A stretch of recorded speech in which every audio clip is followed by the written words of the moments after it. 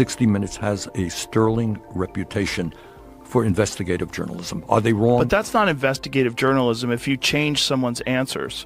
If you ask her a question and she comes with a rambling answer that doesn't make sense, and you edit that out and insert another answer to a different question that seems more cogent. No, but it's not that. It's editing things to make deceptive editing.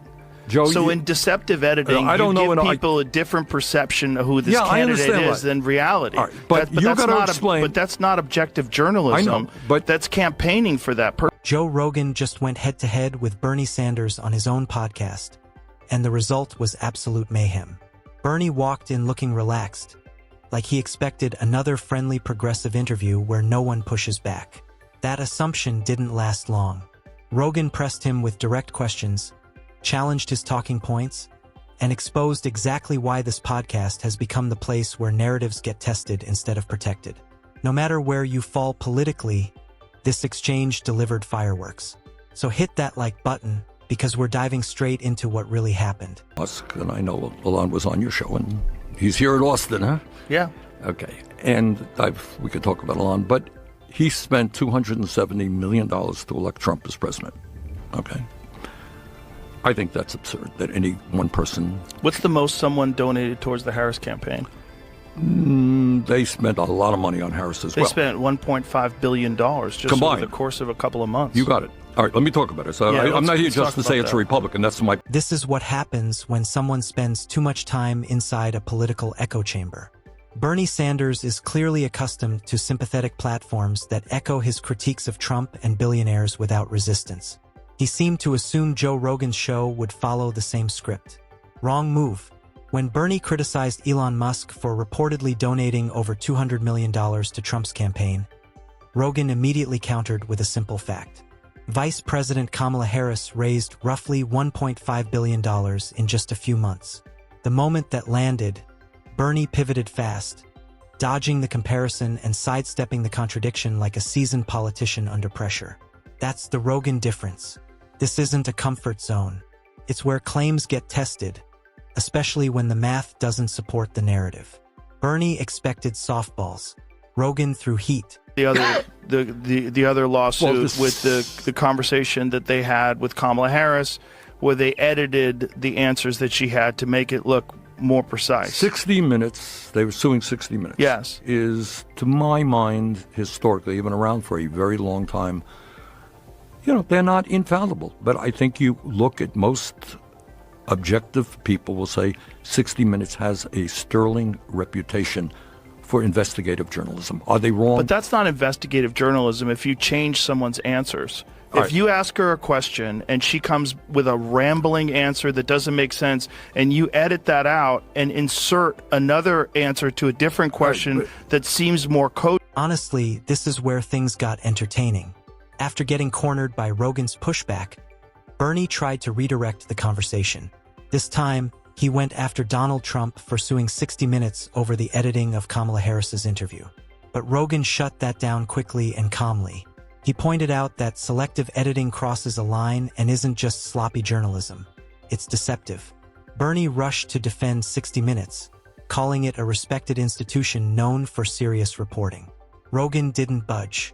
He made it clear that credibility doesn't grant immunity. When media manipulation happens, it deserves scrutiny, regardless of politics. That's the pattern Rogan exposed. When uncomfortable facts surface, deflection follows. But on this show, that tactic doesn't work. So Bernie reached for yet another move. You're walking down a dangerous path. Suing media has the impact of intimidating media. All right, if somebody sues you, all right, let me finish, all right? Okay.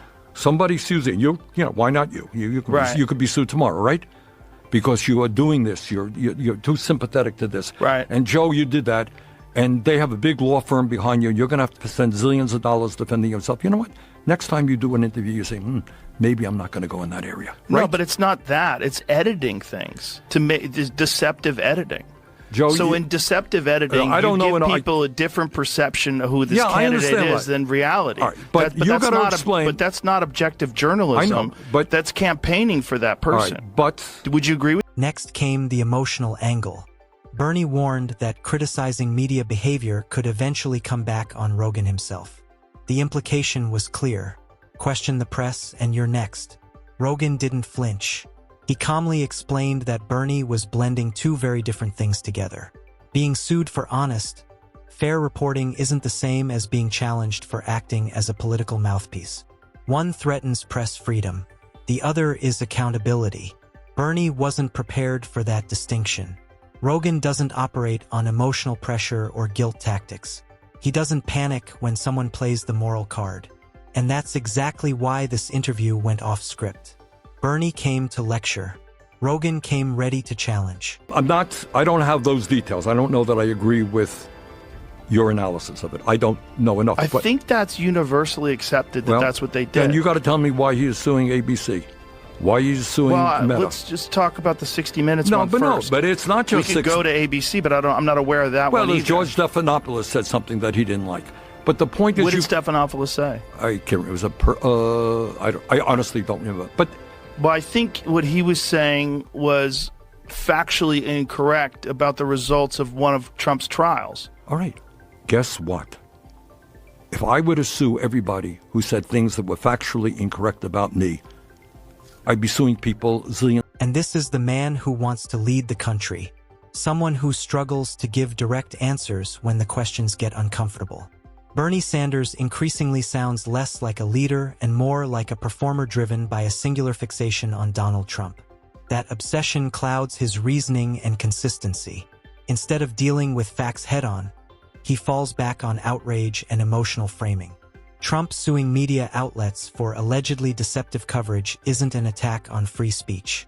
It's a response to what he claims is manipulation. There's a real difference between verified reporting and narrative shaping. But when Trump is involved, Bernie's standards change. Consistency disappears. Fairness evaporates. This isn't leadership. This grievance politics, and that's a dangerous substitute. Concern is when you have media organizations that are purported to be objective and then they say things that are defamatory and factually incorrect, and they should know that before they say it. What other course does a person have other than a lawsuit?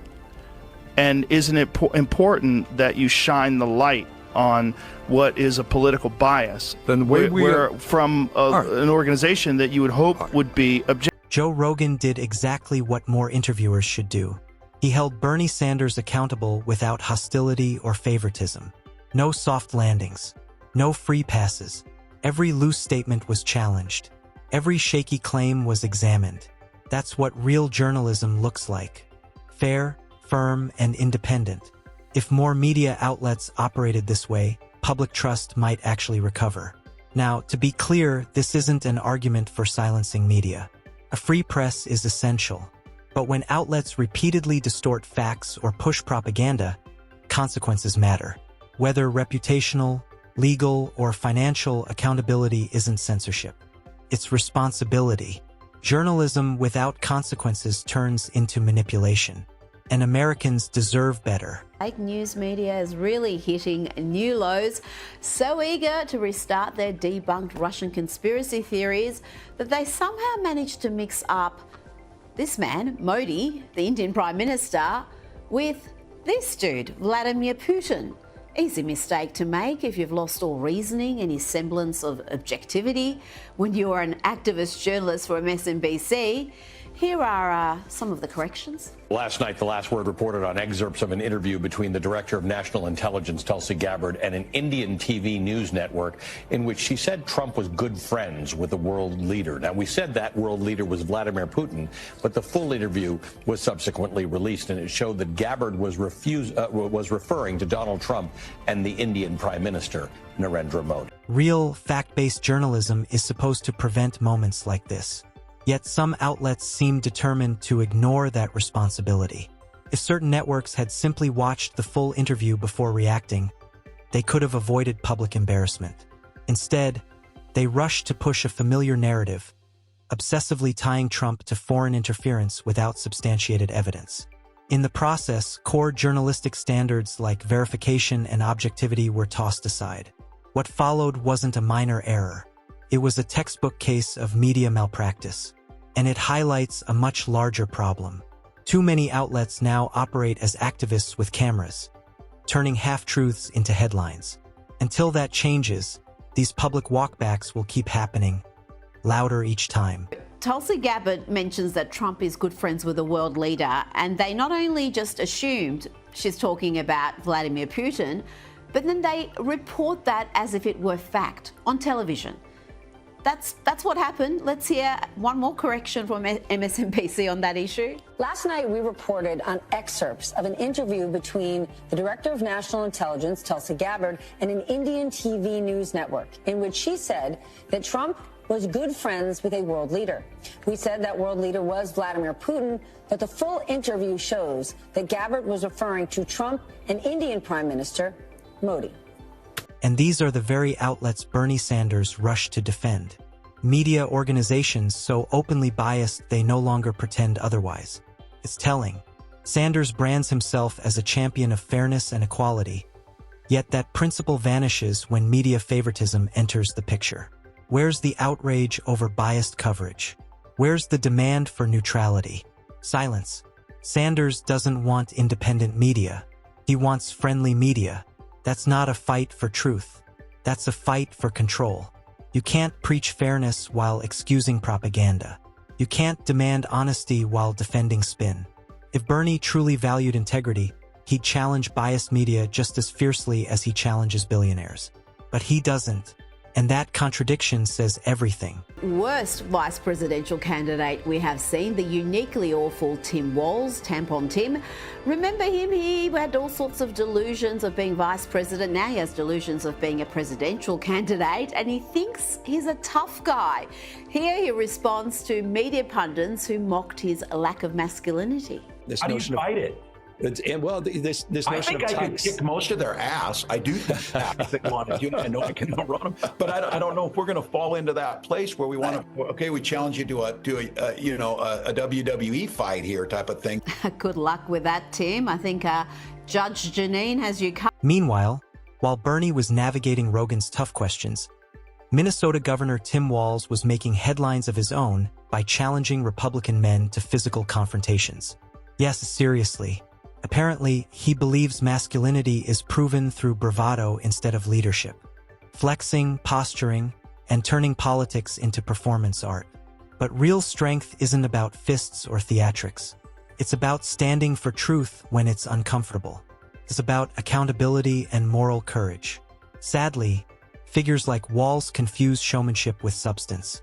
And when you strip away the spectacle, a clear pattern emerges.